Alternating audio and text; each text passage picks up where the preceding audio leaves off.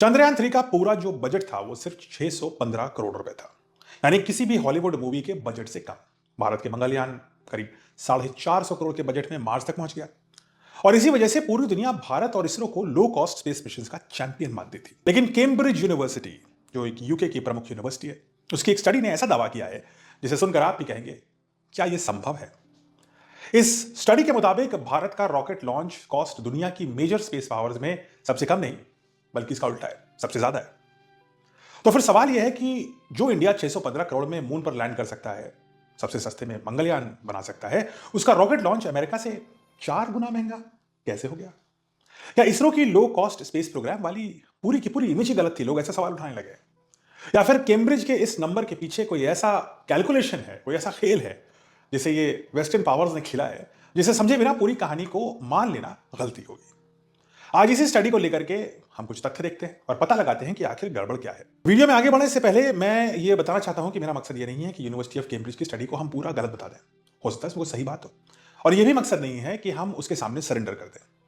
Facts रखते हैं, अपनी कमियों को मानते हैं, लेकिन जहां फैक्ट्स इस क्लेम को झुठलाते हैं वो दिखाना भी जरूरी है। तो चलिए शुरू करते हैं। यूनिवर्सिटी ऑफ कैम्ब्रिज और इटली की पॉलीटेक्निको डी टोरिनो के रिसर्चर्स ने एक पेयर रिव्यूड स्टडी करी।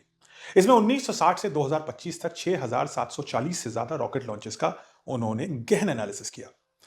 स्टडी के मुताबिक 2025 में इंडिया ने लो अर्थ ऑर्बिट यानी एलईओ में 1 किलोग्राम का पेलोड पहुंचाने में जो एस्टिमेटेड कॉस्ट थी वो लगभग $13,302 यानी लगभग 13 लाख रुपए प्रति किलोग्राम थी। वहीं अमेरिका के लिए यह फिगर लगभग $3,225 पर किलोग्राम है, यानी कि भारत का 13,000 से भी ज्यादा और अमेरिका का लगभग 3,000। यानी स्टडी के हिसाब से भारत की जो कॉस्ट है पर किलोग्राम किसी ऑब्जेक्ट को लो अर्थ ऑर्बिट तक ले जाने में, वो अमेरिका की तुलना में 4 गुना ज्यादा है। अब ये कंपैरिजन और भी इंटरेस्टिंग हो जाता है क्योंकि अन्य देश भी इस सूची में शामिल होते हैं। आप डेटा देख सकते हैं। जापान लगभग $5300 पर किलोग्राम, चाइना $5800 पर किलोग्राम, रशिया $6600 पर किलोग्राम और यूरोप लगभग $10,000 पर किलोग्राम। इन सभी के मुकाबले भारत का एस्टिमेटेड फिगर सबसे ज्यादा है, 13,000, उसके भी ऊपर है।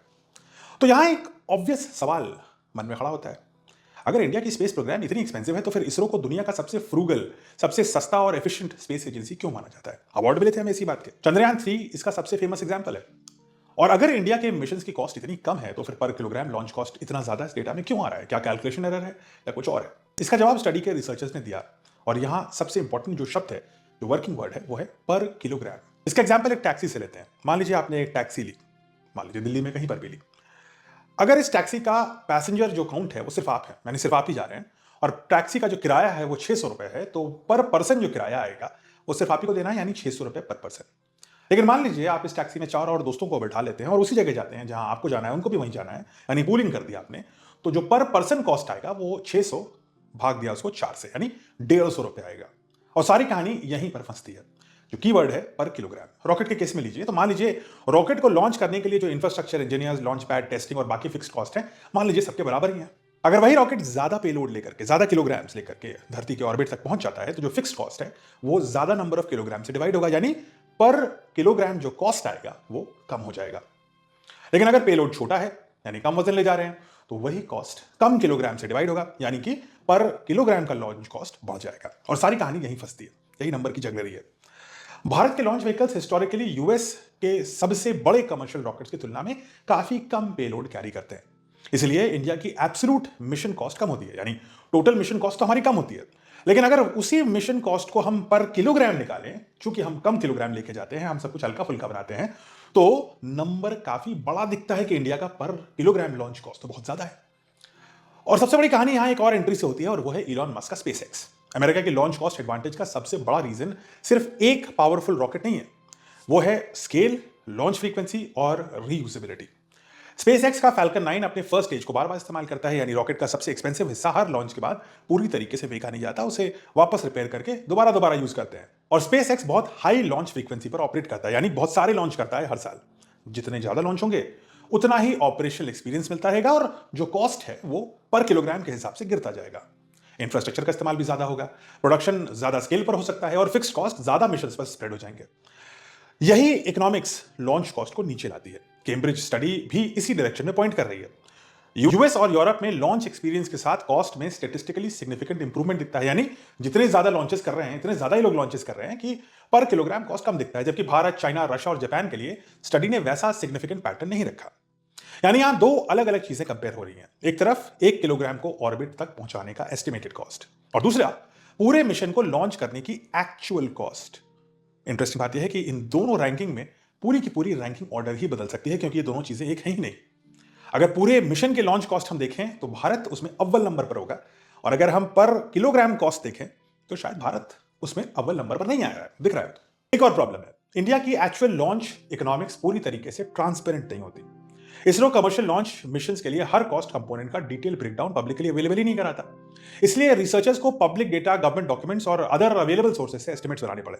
और यही वजह है कि अकाउंटिंग मेथोडोलॉजी बदलने पर फाइनल नंबर भी बदल सकता है। लेकिन इसका मतलब ये बिल्कुल नहीं है कि भारत के सामने ये एक चुनौती नहीं है, बिल्कुल है।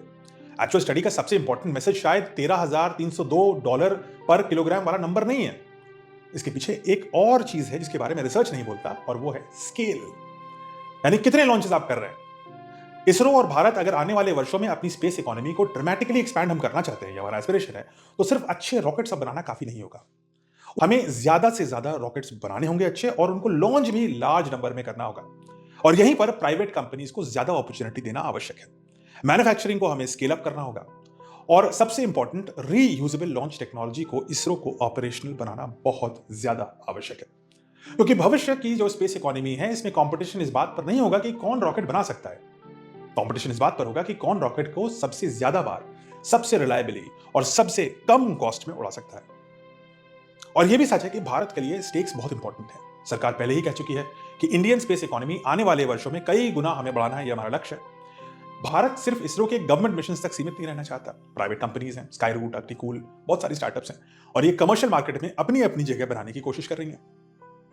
अगर इंडिया को ग्लोबल लॉन्च मार्केट में बड़ा प्लेयर बनना है तो कॉस्ट कॉम्पिटिटिवनेस बेहद इंपॉर्टेंट होगा। क्योंकि सैटेलाइट कस्टमर ये नहीं देखेगा कि रॉकेट किस देश ने बनाया है, वो ये देखेगा कि वो कितना पेलोड ले जा सकते हैं, कितने रिलायबली, एक्सीडेंट फ्री, और कितने पैसों में वो ऑर्बिट तक हमारा जो सैटेलाइट है उसको पहुंचा सकते हैं। और यहां भारत के लिए सबसे बड़ी चुनौती सामने आती है। अमेरिका के पास स्पेसएक्स है, उसके पास मैसिव लॉन्च रिकॉर्ड है, रीयूजेबल रॉकेट्स बना लिए हैं, और एक इनॉर्मस कमर्शियल इकोसिस्टम भी उसने अपने लिए निर्धारित कर लिया है, बना लिया है। भारत के पास मैन पावर और इंजीनियरिंग कैपेबिलिटी की कोई कमी नहीं है। इसरो ने चंद्रयान, मंगलयान, गगनयान और काउंटलेस सैटेलाइट मिशंस के जरिए अपनी कैपेबिलिटी साबित कर दी है, उस पर कोई सवाल नहीं उठा सकता। लेकिन सवाल अब इंजीनियरिंग से ज्यादा इंडस्ट्रियल स्केल पर है। क्या भारत उसी टेक्नोलॉजी को कमर्शियल स्केल पर बार बार और सस्ते में लॉन्च कर सकता है? इसलिए कैम्ब्रिज स्टडी को सिंपली ये कहकर हम डिसमिस नहीं करेंगे कि इंडिया एक्सपेंसिव नहीं है। यह अप्रोच गलत होगी। जो नंबर वो दिखा रहा है उस पर गौर करना जरूरी है। और दूसरी तरफ सिर्फ ये नंबर देखकर इसरो दुनिया की सबसे इनएफिशिएंट या महंगी स्पेस एजेंसी है, ये भी नहीं मानना है हमें। लेकिन इस स्टडी का एक जेन्युइनली इंपॉर्टेंट क्वेश्चन है जिसको हमें जरूर एड्रेस करना है कि भारत ने स्पेस पहुंचने में कैपेबिलिटी तो हासिल कर ली, उसमें तो हम दुनिया के अव्वल 3 में, कभी हम किसी चीज में नंबर 1 पे हैं, किसी में नंबर 2 पे, कहीं पे नंबर 3 पे भी होंगे, लेकिन टॉप 3 में। और अगर अगला लक्ष्य हमारा जो है वो अंतरिक्ष तक पहुंचने की कॉस्ट को ग्लोबली कॉम्पिटिटिव बनाना है, तो हमें कुछ करना होगा। आने वाले समय में स्पेस सिर्फ प्रेस्टीज का सेक्टर नहीं है। बिल्कुल तिरंगा लहराएगा, हम बहुत खुश होंगे, बहुत गर्व होगा हमें जब कोई तिरंगा लेकर के चंद्रमा पे जाएगा, या भारत अंतरिक्ष स्टेशन ऑपरेशनल होगा, या कोई गगनयान में अभी अगले साल तक हमारे एस्ट्रोनॉट जाएंगे। इससे बड़ी गर्व की बात नहीं होगी राष्ट्र के लिए। लेकिन गर्व तो है, बिल्कुल है, और होना भी चाहिए। लेकिन अब स्पेस सिर्फ गर्व तक ही सीमित नहीं है। स्पेस में भारत बहुत सारी अपनी अर्थव्यवस्था भी बना सकता है। हम जो देश को अव्वल इकोनॉमीज में लाना चाहते हैं, टॉप 2 इकोनॉमीज में लाना चाहते हैं, उस मिशन में अंतरिक्ष हमारा साथ दे सकता है।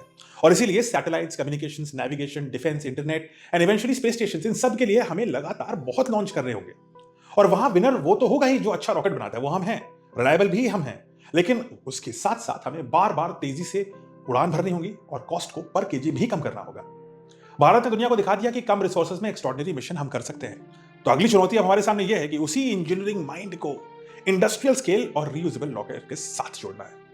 क्योंकि अगर भारत को आने वाली स्पेस इकोनॉमी में सिर्फ पार्टिसिपेंट नहीं बनना, बल्कि ग्लोबल लीडर बनना है, में नंबर 1 बनना है, नंबर 2, 3 भी नहीं बनना, 1 बनना है, तो अगली रेस सिर्फ मून तक पहुंचना ही काफी नहीं है। अगली रेस ये होगी कि कौन सस्ते में स्पेस तक पहुंचेगा, low earth orbit, geostationary orbit, दूसरे ग्रहों तक।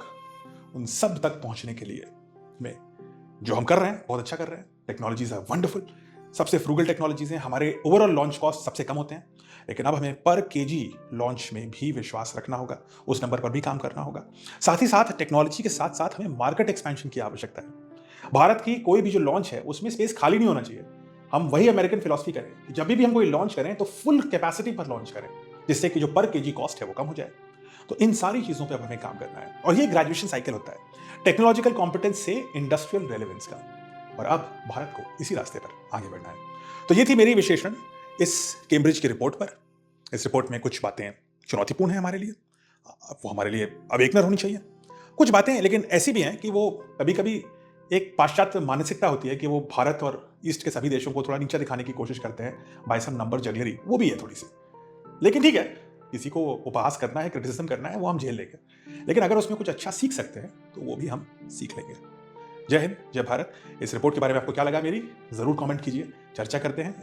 अगर आपको अच्छा लगा तो इसको लाइक करिए, हमें फॉलो करिए, इस वीडियो को शेयर जरूर करिए और हाइप भी कर दीजिए। जुड़िए मेरे साथ। नमस्कार।